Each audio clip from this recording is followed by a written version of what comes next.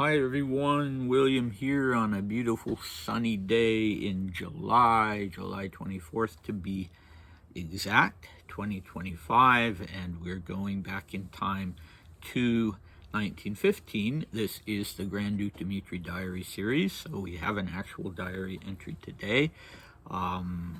Thank you so much, all of you who watched the 1938 video yesterday. I was just so happy to see that there were far more views than usual, and I even got a comment. So I thank you very much for the comment as well. All right, our recap. So in that 1938 video, we had Dmitri being quite dismissive of Ukraine. And, I mean, in retrospect, I'm thinking, well, I mean, he was being dismissive about Vladimir too, and I think that was quite conscious. I think he really wanted to downplay as much as possible the importance of all of this, and he says very vehemently, well, no Romanov is ever going to bloody his hands with the blood of his countrymen, that being Ukraine in this instance. But he calls it a mere province and the Ukrainian language just a dialect, and I think that's part of the downplaying of this. He wants to show that, well, the Romanovs wouldn't be, it would be beneath them to accept the kingship of a mere province, and yeah, I mean, it's I think, as I say, quite a conscious way of downplaying things. Okay, so we had some very interesting language of shame, impotence, meaning powerlessness, and bloody hands, and all of those. The last of those three was very personal to Dmitri. It was an image that he used a lot in relation to his role in the Rasputin assassination. I don't have bloody hands, there's no blood on my hands. But the other two, I think, applied to him personally, but also to the Russian emigres in general, and to the Romanov dynasty in general, the sense of not being able to do anything, and shame at not having accomplished anything in the years since the revolution, insofar as making inroads into Russia itself. Okay, probably too much detail with that, but I just will add one more thing, that he professed to be quite sure that the Soviet Union was on the verge of collapse and that the Romanov dynasty would be restored. And so, again, was that for the sake of the interview, or is that how he really felt? Okay, 1915, well, he had a brief meeting with Brasova, Countess Brasova, Grand Duke Mikhail's wife, and other things happened that were very interesting, but I bring that up because that's a point of continuation with today's diary entries, so of the 26th of January. Our cast today is a large one. We have the theater critic Plesheyev, Ella, of course, he's seeing her every day. So Brasova is back, and also her sister. We have a man named Osovetsky who makes a big impression on Dmitri, and we have two Poles, and about those last I will say no more for the moment. Wow, the birds are really upset about something. Okay, well, we'll have to go forward anyway. I apologize in advance for using a modern slang term, and it's just, I was doing this translation literally today. It's not one I already had, and I just couldn't think of anything else to say. So, talking about hanging out. There's one missing word, so when we come to that, I'll just say blank. Okay, here we go. It's 26th of January / 8 February. Moscow, the Metropole Hotel, room number 2. The weather is clear but freezing, and yeah, clear and sunny but freezing. I do not know how to make them set up. They might be fighting with the crows over some peanuts I put out. Okay, I got up around 10 o'clock.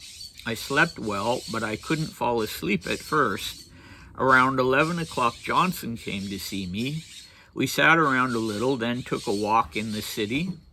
We stopped in at Wolf's, and he bought himself some books. Then we just hung out a little and went home. Plisheyev came to my place at 1 o'clock, and we had lunch together. Around 2 o'clock, I went to see Auntie. I had a very interesting conversation with her about philosophy. At 4 o'clock, I picked Plisheyev up, and we went to Blank to have tea.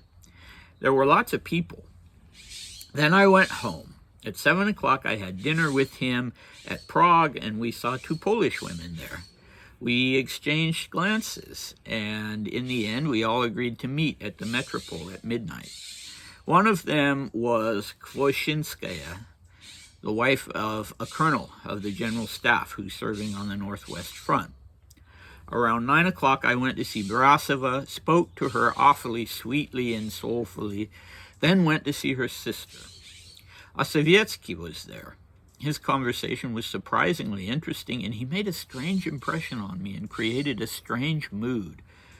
At midnight, I went to the Metropole. The 2 Poles were there, and Plisheyev. Things went well. Okay, now the dogs are getting involved. Crows, dogs, and songbirds all battling each other, but do not be alarmed. I'm sure it will all come out all right.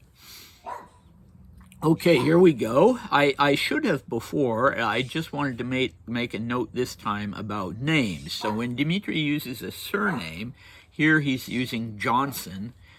That usually means that, it's kind of offensive. It's less respectful. It's sort of like you would also call a servant by their last name. And Johnson is a friend of his. We see that very clearly, and Cook is a friend of his.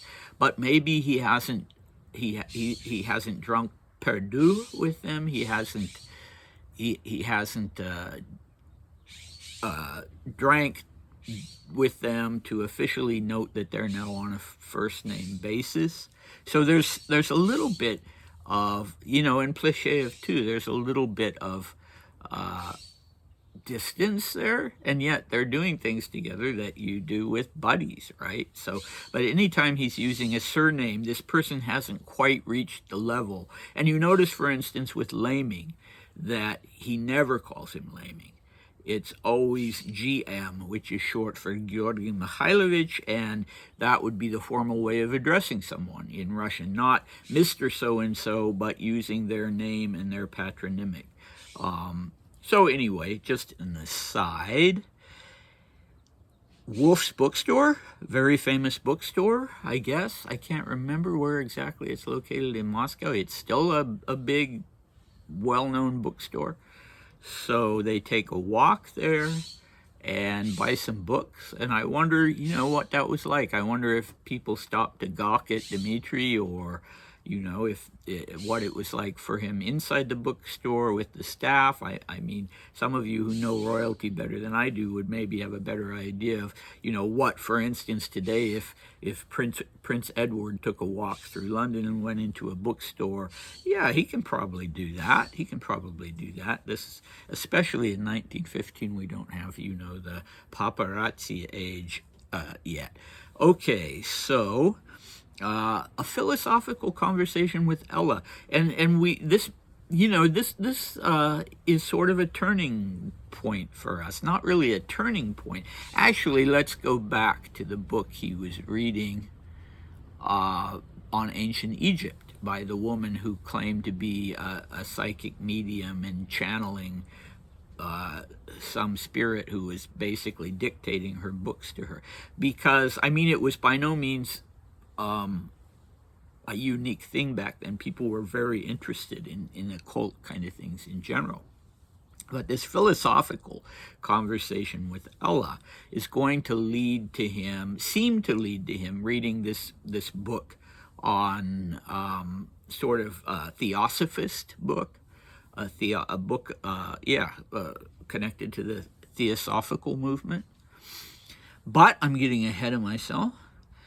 And then they go for tea or lunch, and they see these two apparently quite lovely women, and so they're exchanging glances. Recall that Plesheyev is 57 years old. He's about my age, and Dmitri is 23. And they're exchanging glances with these come hither glances, apparently, with these two Polish women. And my colleagues, Alexandra and Natasha in Russia, were able to find out a little bit about one of the women. Her name was, because Dmitri gives her surname, which he doesn't with the other woman, Ksenia Fyodorovna Kvashinskaya. And she was 6 years older than Dmitri, so very typical for him. The other woman, I don't know her age. He doesn't mention her by name. But so he mentions that she is the wife of a colonel of the general staff serving on the Northwest front. And okay, you're picking up the wife of a guy who's out there on the front. And she's doing this behind her husband's back. It kind of sounds like the two women were a little bit on the make. Plesheyev and Dmitri definitely were, but it kind of sounds like the two women were as well. So ethically this is a disaster, but anyway, it is what it is. So Brasova's sister was Yera Sergeyevna Sheremetyevskaya. I guess that's what Alexandra and Natasha say, and I was too lazy to look it up myself. So, there's the meeting with Brasova. Oh, and I wanted to make a note of how he says he is just sort of using interesting language lately. He's kind of in an interesting mood, one of his sort of poetic moods, definitely wanting some female companionship, right? But how does he put it? I spoke to her in an awfully sweet and soulful way. Okay, my boy. Are you, is this your way of saying that you made a pass at her, or that you are sort of chatting her up? Kind of sounds like it. Well, we'll see that whole thing unfold as we go on with these 1915 diary entries. So then it sounds like they go to the sister's place, and there Dmitri finds Stefan Ivanovich Osovetsky, who's in his late 30s. He is a wealthy industrialist from the Polish aristocracy. He's a friend of Grand Duke Michael's and Brasova's, so it's not surprising that he's there. But Dmitri's reaction, again, in his use of language, is very interesting. So Osovetsky was another occultist. So Alexandra and Natasha tell me, I quote, he had a reputation as a psychic and clairvoyant. And Dmitri is very taken by him. His conversation was surprisingly interested, and he made a strange impression on me and created a strange mood. So he puts Dmitri in this kind of odd state of mind, So they talked clearly about some of these occult themes. And I think, you can correct me if I'm wrong, but I think psychic, yes, but I think clairvoyant is more specifically someone who can see the future. I'm not sure about that. But all right, so there's that. So this is definitely becoming a factor, all of this occult stuff. Then what do we have? Well, we have the midnight rendezvous. They have this, rendezvous at the Metropole with these two Polish women. And it went well, according to Dmitri. Everything went swimmingly. We'll have a reference to that and how it went in the next diary entry. These were not, that Dmitri had a thing for sex workers, and these were not. They may have been a little bit on the make, but they weren't they weren't sex workers. Okay, next time, 1915. Well, the mood is going to be a little different. Our friend is going to be a little irritable, and part of it being Maria's arrival.